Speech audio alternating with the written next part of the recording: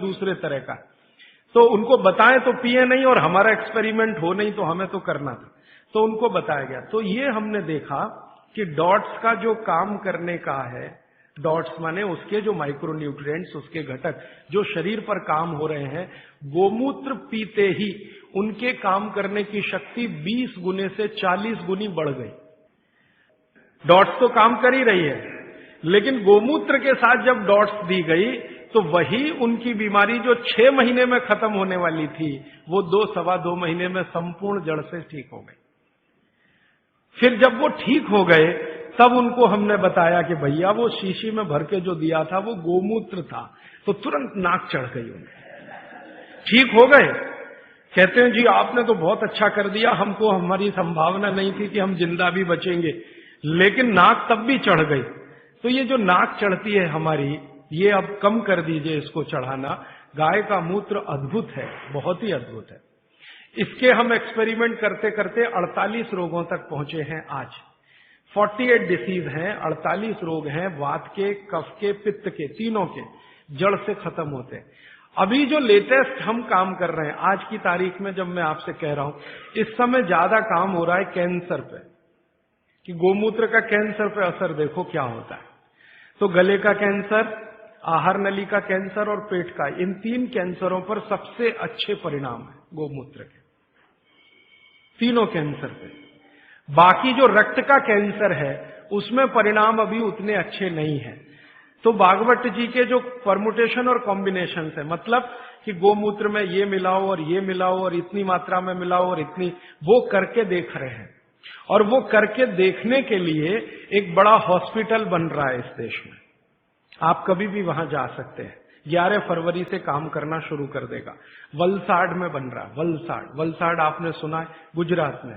तो वलसाड के कुछ जैन समाज के लोग इकट्ठे हुए, उन्होंने दिल दिखाया और दान दे दिया जितना चाहिए था। माने हॉस्पिटल बनाने के लिए आप जानते हैं आसान नहीं है, और कैंसर हॉस्पिटल के लिए तो थोड़ा मुश्किल है।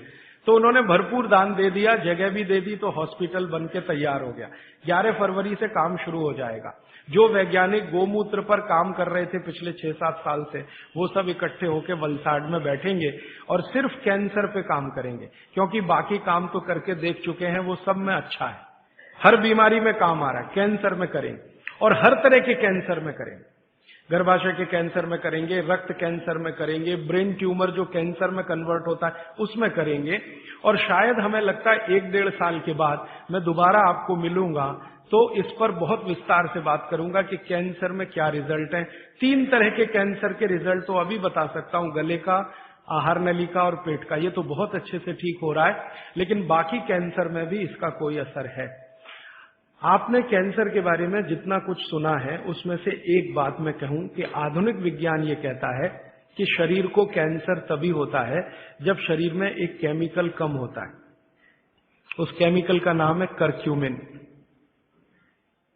ये आज के वैज्ञानिकों ने रिसर्च करके निकाला है। करक्यूमिन नाम का एक केमिकल है, ये कम है तो जरूर तो खत्म होगा आदमी, कैंसर आएगा और खत्म होगा। और इस केमिकल की कमी से जो कोशिकाएं होती हैं वो अनकंट्रोल्ड होती है, उनके ऊपर कंट्रोल नहीं रहता, तो ये एक दूसरे के साथ मिलकर एक जूथ जैसा बना लेती हैं, वो ट्यूमर हो जाता है, फिर ट्यूमर बाद में ब्लास्ट होता है और फिर वो मैलिग्नेंट होता है, पहले बिनाइन फिर मैलिग्नेंट, और फिर अंत में कहते हैं जी डेथ ही है और कुछ है नहीं उसमें, कंट्रोल के बाहर है वो सब। सारे वैज्ञानिक इसमें लगे हुए। अब संयोग की बात देखिए कि जिस करक्यूमिन की बात आज के वैज्ञानिक कर रहे हैं, वो करक्यूमिन भरपूर मात्रा में गोमूत्र में है, भरपूर मात्रा में, और एकदम डाइजेस्टिबल फॉर्म में है। डाइजेस्टिबल माने तुरंत पियो और असर करे, ऐसा देर नहीं लगे। ये कुछ ऐसा संयोग है प्रकृति का। वैज्ञानिक कह रहे हैं कि ये तत्व कम होता है तभी कैंसर होता है। अब यही तत्व गाय के मूत्र में है, तो हजारों साल पहले भागवत की कही हुई बात अब सिद्ध हो जाएगी, साल भर में तो सब मान लेंगे। अब तक जितने रिसर्चेज हुए हैं गोमूत्र पर, इन पर भारत सरकार के सामने रिपोर्ट्स पेश की गई। भारत सरकार की जानते हैं एक काउंसिल है जिसका नाम है MCI, medical council of India.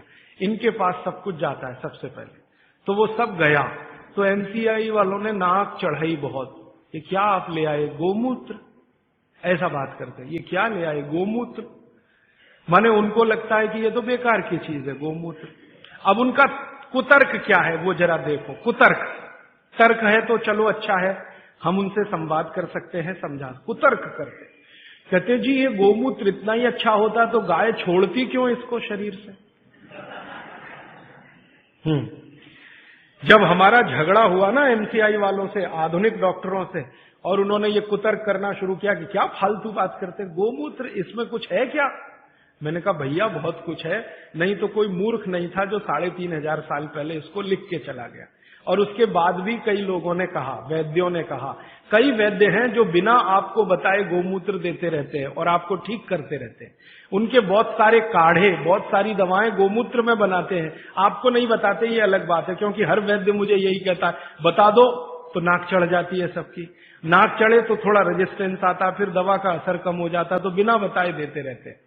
तो हमको कॉन्फिडेंस था, तो डॉक्टरों से जब झगड़े हुए हमारे आज के डॉक्टरों से, तो उनका पहला ही कुतर्क था, जी अच्छा होता तो गाय छोड़ती क्यों, खुद न रखती उसको। तब मुझे मेरी पुरानी एक बात याद आई। मेरी दादी मां हमेशा मुझे कहा करती थी, वो कभी स्कूल में नहीं गई, कॉलेज में नहीं गई, लेकिन ज्ञान बहुत था उसको। हमारे देश में ऐसा ही है, जो स्कूल कॉलेज में नहीं गए वो सब ज्ञानी है। ये मेरा 15 साल का 100% तजुर्बे का हिस्सा है, इसमें कोई कमी नहीं है। जो स्कूल नहीं गए, कॉलेज नहीं गए, बहुत ज्ञानी है, उनके पास नॉलेज बहुत है, फंक्शनल नॉलेज जिसको हम कहते हैं। ऑपरेटिव और फंक्शनल नॉलेज उनको जबरदस्त है, और वो इतनी ज्ञान की बातें कई बार कर जाते हैं कि हमारा सिर घूम जाता है। एक बार मैं आपको, ये क्षेपक है लेकिन मैं जोड़ देता हूं आपको समझ। मैं एक बार पटना रेलवे स्टेशन पे उतरा, बहुत बार जाता रहता हूं, घूमता रहता हूं। तो रात के 2:30 बजे थे। अब ट्रेन से उतर गया, सामान थोड़ा ज्यादा था, मेरे पास एक ही सामान है, किताब है। मेरे कपड़े तो 2 ही 3 है, बस किताब है। तो उठाए गट्ठर, अब कैसे उठाएं, तो कुली चाहिए भाई, तो ढूंढना शुरू किया तो एक ही कुली दिखाई दिया। मैंने कहा भाई जरा ले चलो बाहर तक। उसने कहा साहब थोड़ी देर रुक जाओ, मेरा कुछ झगड़ा है। किससे झगड़ा है? तो मेरी पत्नी से झगड़ा हो रहा है, थोड़ी देर रुक जाओ फिर मैं ले जाऊंगा। तो मैं खड़ा हो गया, दोनों की बात सुनने लगा। पति और पत्नी बात कर रहे थे। उसकी पत्नी कहीं गांव से आई हुई थी, कोई मामला था, मुझे ज्यादा उनकी भाषा समझ में नहीं आ रही थी, क्योंकि वो जो है ना स्थानीय भाषा बोलते हैं, और मैं थोड़ा मूर्ख आदमी हूं, मुझको कम समझती। तो मैं सुन जरूर रहा था, झगड़ा चल रहा था। अंत में कुछ फैसला हुआ, और फैसला हुआ, फिर उसने कहा चलो अब आपका सामान लेता हूं। तो मैंने जिज्ञासा से पूछ लिया, भाई बात क्या थी? तो उसने कहा कुछ नहीं। मैंने कहा बता दो भाई। उसने कहा मेरे घर की बात है, आपको क्या बताऊं। तो फिर भी मैंने कहा बता दो। तो उसने कहा बात इतनी सी थी कि मेरी पत्नी कुछ कह रही थी, मैं मान नहीं रहा था। फिर मैंने कहा क्या हुआ? उसने कहा अब मैंने मान लिया। मैंने कहा क्यों मान लिया? अब देखो, उसने जो आगे बोला तो मैं तो दंग रह गया। मुझे लगा कि मैं इसके पांव छू लूं, ये इतना महान आदमी है, कुली है। वो कहता है जी स्त्री जो होती है ना, स्त्री, वो खूंटा होती है। खूंटा, खूंटा समझते?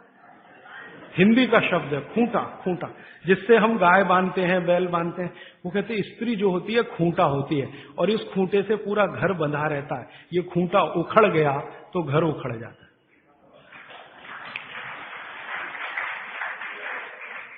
अब मैंने कहा कि भाई इसने कहीं यूनिवर्सिटी में गया नहीं, कोई डिग्री इसके पास है नहीं, इतने ज्ञान की बात इसने कैसे कही?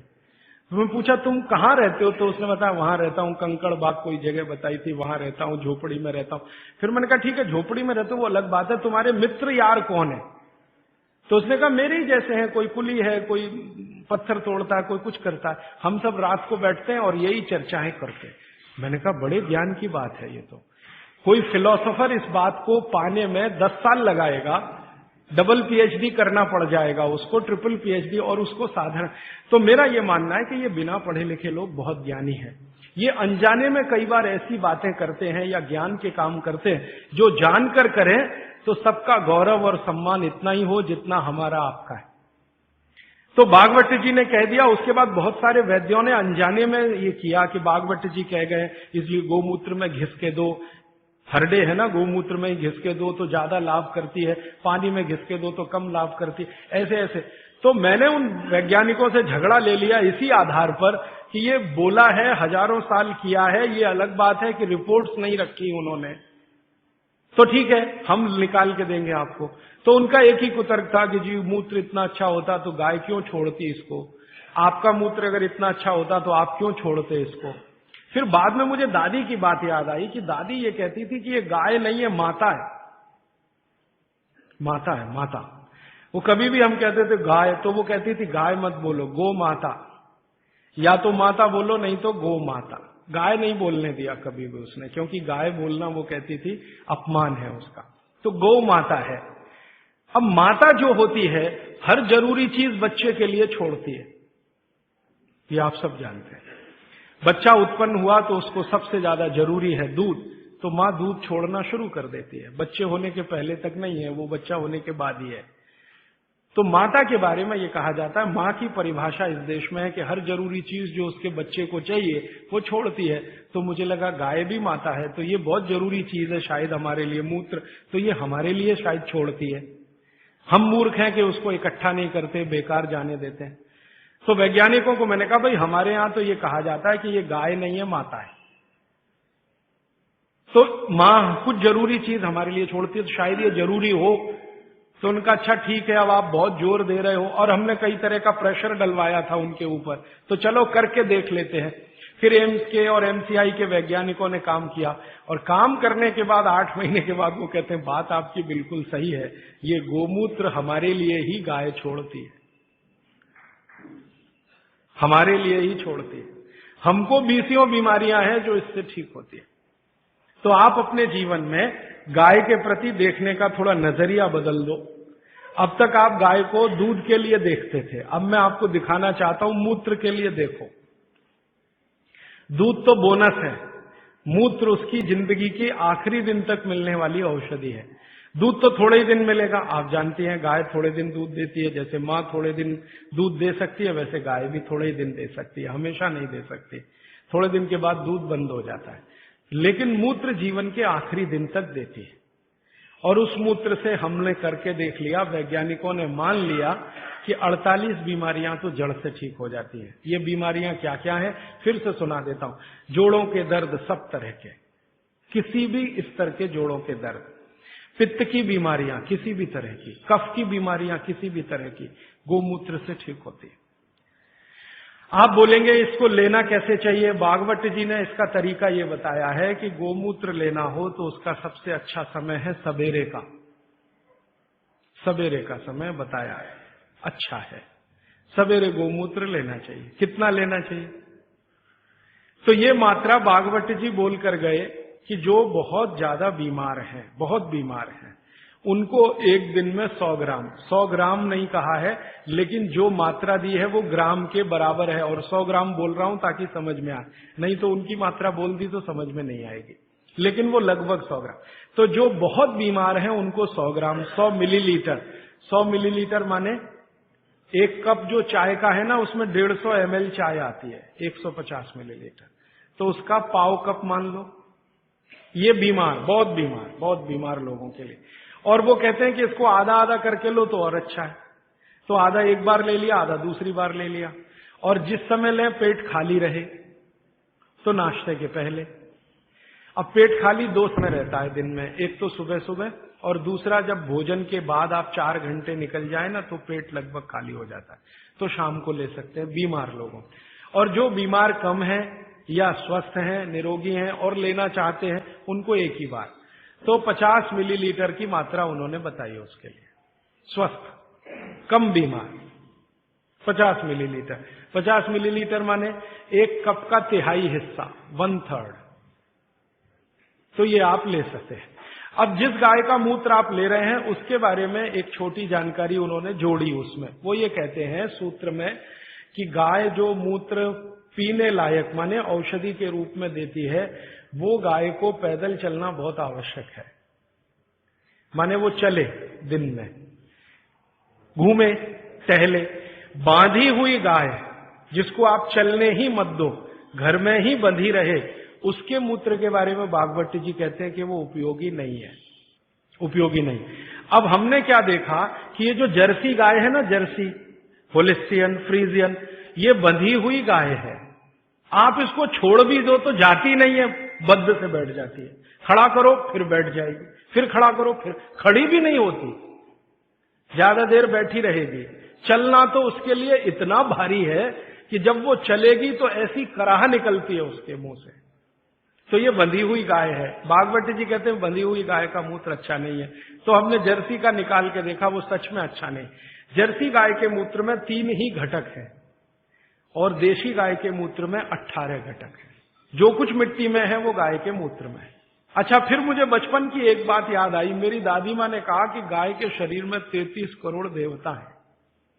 अब बात सुन ली, बैठ गई मन में।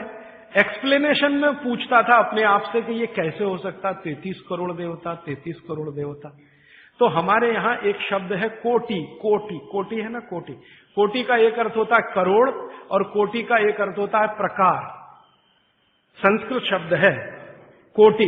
कोटि का एक अर्थ है करोड़, 10 करोड़, 20 करोड़, 50 करोड़, जो गिनती में आप गिन। कोटि का दूसरा अर्थ है प्रकार। तो शायद यहां पर जो अर्थ है वो प्रकार वाला है। 33 प्रकार के देवता, 33 करोड़ नहीं, क्योंकि जिस समय भागवत जी ने लिखा था उस समय हिंदुस्तान की आबादी 20 करोड़ से कम रही होगी। तो 33 करोड़ देवता कैसे हो सकते हैं जब कुल मनुष्यों की संख्या इतनी कम है। तो शायद वो प्रकार वाला है। और आजकल बहुत लोग खिल्ली उड़ाते हैं ना हिंदू धर्म की, ये ईसाई लोग और मुसलमान लोग जो खिल्ली उड़ाते हैं ना, वो इसी पे आ जाते हैं। क्या बात करते हो, 33 करोड़ देवता है तुम्हारे यहाँ? हमारे यहां तो एक ही देवता है और देवता तो एक ही होता है। तो वो शायद 33 प्रकार के देवता हैं, ऐसा है। अब मैंने एक बार पुराने शास्त्रों से गाय का एक चित्र निकला हुआ देखा, तो देवताओं का बना हुआ था कि गाय के शरीर में कौन कहाँ है। जैसे गाय के मूत्र में धन्वंतरी देवता है, गाय के गोबर में लक्ष्मी जी का निवास है।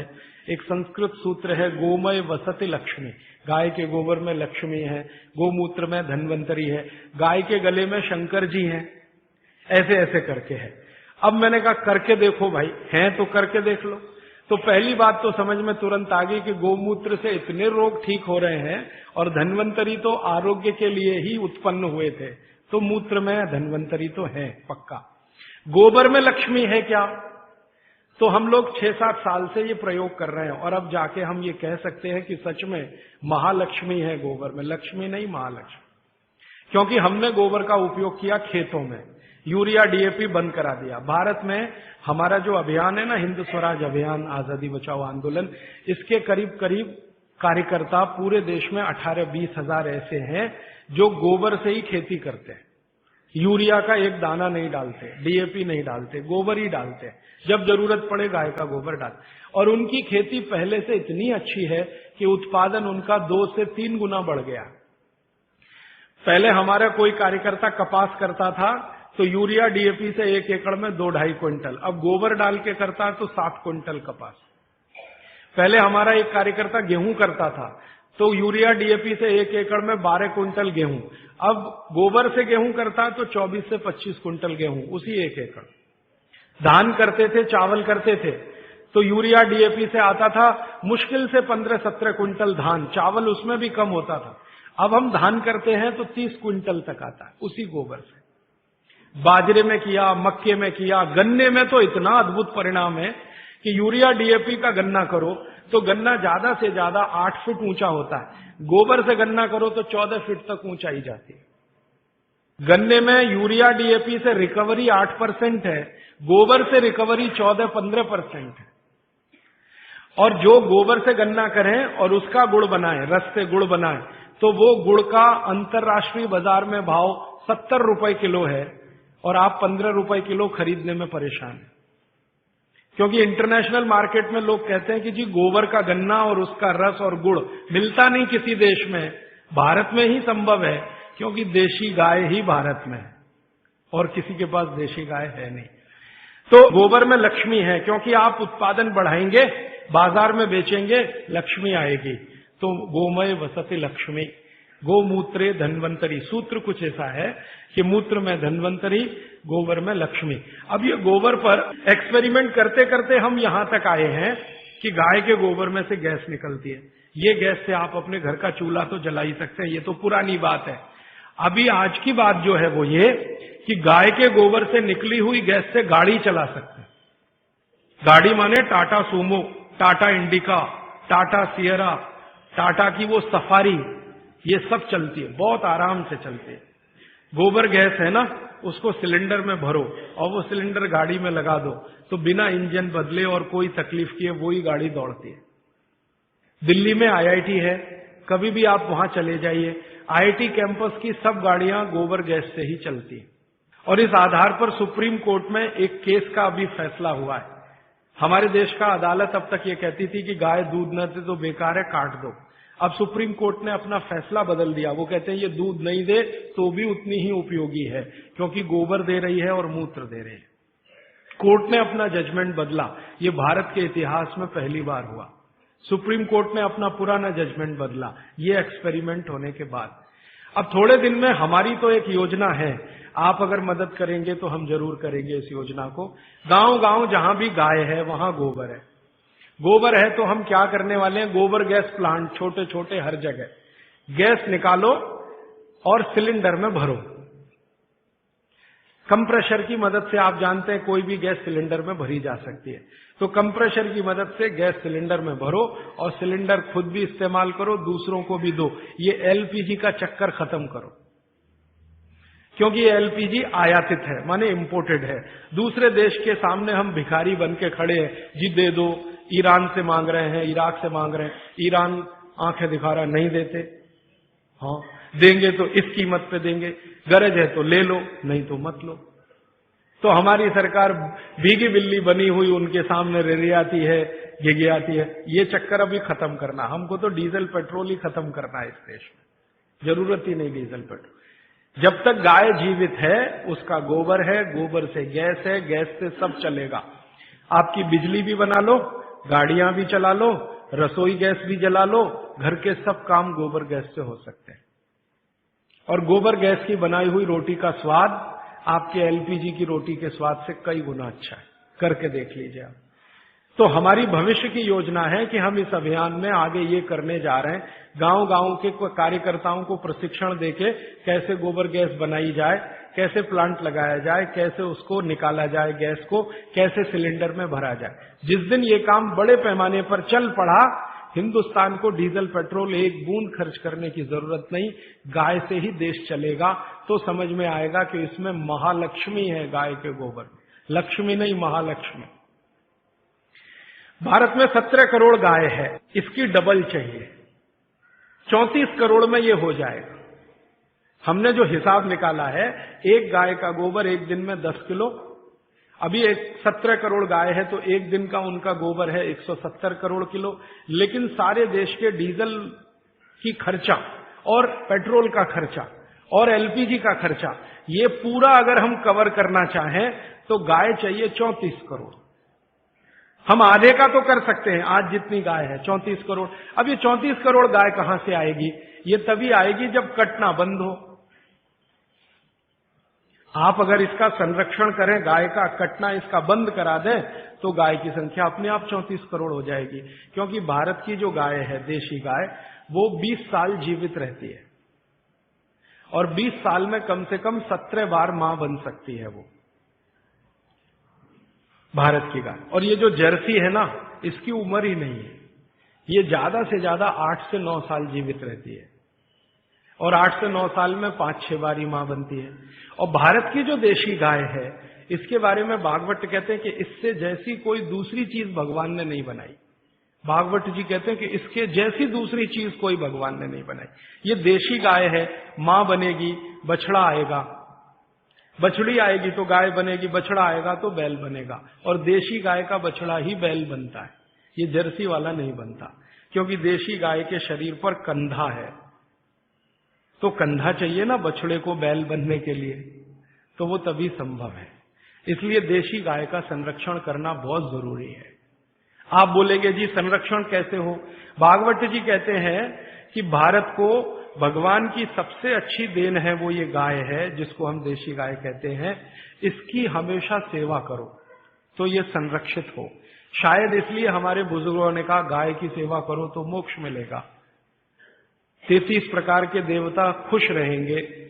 और मैंने करके देखा, ये देशी गाय आप घर में रखो, उसकी सेवा करो, सवेरे सवेरे सो के उठो, बस गाय को देखो, कुछ मत करो, बैठ जाओ, देखो उसको सामने, और आपके शरीर में इतनी खुशी और आनंद पैदा होगा उसका चेहरा देखने मात्र से। करके देख लो इसको। मैं अभी एक एक्सपेरिमेंट कर रहा हूं, डिप्रेशन के कुछ मरीजों को मैंने इकट्ठा किया है एक गौशाला में डिप्रेशन के मरीजों को इकट्ठा किया है। कोई दवा नहीं देते, वो कहते हैं जी गाय के सामने बैठो बस और देखो, उसको देखो, उसकी आंखें देखो, आंखों में जितनी सुंदरता है देशी गाय की कहीं नहीं मिलेगी आप। और जो आप गाय पहचान सकते हैं, भारत में एक गाय है किल्लारी गाय कहते हैं उसको, किल्लारी गाय, एकदम गुलाबी आंखें, सुर्ख गुलाबी आंखें। उसकी आंखें देख लिया आपने तो डिप्रेशन और अवसाद आपका खत्म हो जाए। इतना आनंद मिलता है गाय को देखने से। तो गाय देखने मात्र से अगर आनंद की प्राप्ति हो रही है तो ये उसकी सबसे बड़ी विशेषता है। मूत्र से तो बीमारियां ठीक हो ही रही हैं, गोबर से तो बहुत कुछ हो ही रहा है अपने देश में, उसकी आंखें देखने मात्र से खुशी पैदा होती है। और उसी गाय के साथ एक भैंस को देख लो,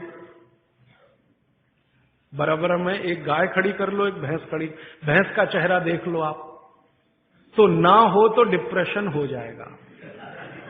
हाँ, भैंस का चेहरा देखते ही मन में जो पैदा होता है ना, वो वॉमिटिंग सेंसेशन जैसा, और गाय का चेहरा देखते ही खुशी। तब मुझे ये सब बातें समझ में आई कि हमारे पुरखे गाय के लिए कितने प्रेमी और कितना उसको बचाने के लिए लगे रहे। और आप जानते हैं कि इस हिंदुस्तान की आजादी की लड़ाई गाय से शुरू हुई। जो 1857 में मंगल पांडे ने गाय की चर्बी के कारतूस की बात सुनी नहीं होती, तो गोली मारी नहीं होती, तो क्रांति शुरू नहीं होती। और महात्मा गांधी जो इस आजादी के आंदोलन के सबसे बड़े नेता थे, वो ये कहते थे मेरा शरीर काट दो, गाय को मत काटो। और एक जगह तो गांधी जी ने अंग्रेजों को कड़क भाषा में कहा कि तुम भारत को गुलाम रखना चाहते हो, रखो, गाय काटना बंद कर दो, मैं आंदोलन वापस ले लूंगा। वो कहते हैं गाय बच गई तो आजादी तो आ ही जाएगी।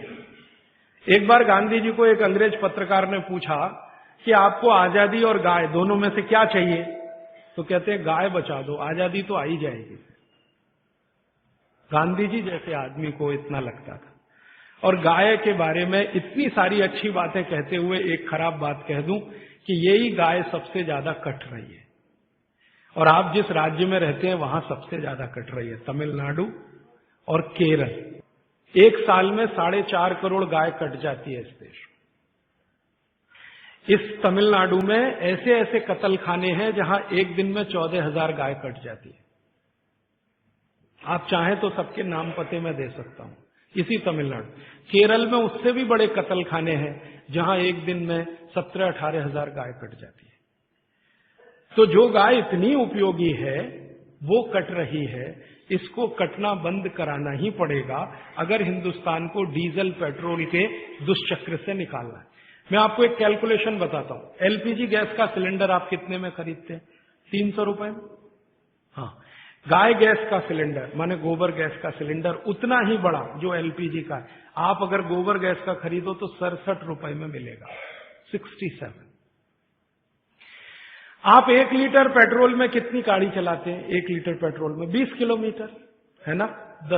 20 मान लो, अच्छी से अच्छी गाड़ी 1 लीटर पेट्रोल में अच्छी से 20 किलोमीटर। 1 किलो गोबर गैस में वही गाड़ी 33 किलोमीटर चलती है। 1 किलो गोबर गैस में वही गाड़ी 33 किलोमीटर। और आप जब खर्चा निकालते हैं ना गाड़ी चलाने का पर किलोमीटर खर्चा, तो डीजल का खर्चा शायद 4.5 के आसपास आता है, पेट्रोल का खर्चा 6-6.5 रुपए आता है। गाय के गोबर से पर किलोमीटर गाड़ी चलाने का खर्चा 1 रुपए 15 पैसे आता है। तो सस्ता भी पड़ेगा, हमारे यहां आसानी से उपलब्ध है क्योंकि गाय उपलब्ध है। और पूरे देश को डीजल पेट्रोल का साल का खर्चा अभी 2,80,000 करोड़ का हो चुका है। सरकार इसी से सबसे ज्यादा परेशान है। ये पूरा खर्चा बच सकेगा और 2,80,000 करोड़ में तो 34 करोड़ गाय आराम से पाल सकेंगे। तो गाय बचाने का काम करना है। वो इसलिए कि भागवत जी बोलकर गए हैं कि ये सबसे सुंदर वस्तु या चीज या प्राणी बनाया इस देश में भगवान।